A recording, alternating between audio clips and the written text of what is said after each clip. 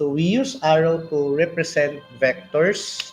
For example, you have on an xy plane, it's not an xy plane, an xyz space or a Cartesian space, 3D space.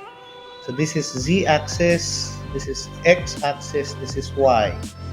And then we usually represent the vector using an arrow. So for example, we have this vector. This vector A, let's call this a vector A, for example. And then when we represent the vector, we either use a bold letter, but we can, it's hard to identify a bold letter if you're just handwriting it. So we use this symbol. Say for example, this vector A represented by an arrow will be labeled as A and with an arrow on top.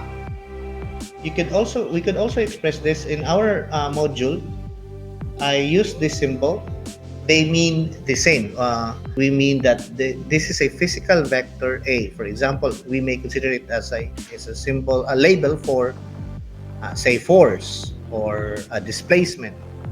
Now, the vectors can be, as I said, represented by an arrow. The length of an arrow, its length, this one, indicates the magnitude, length, magnitude.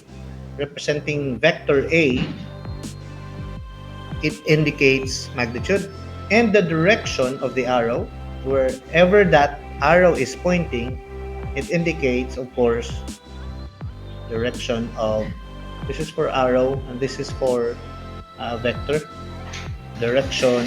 So that's for representing vector.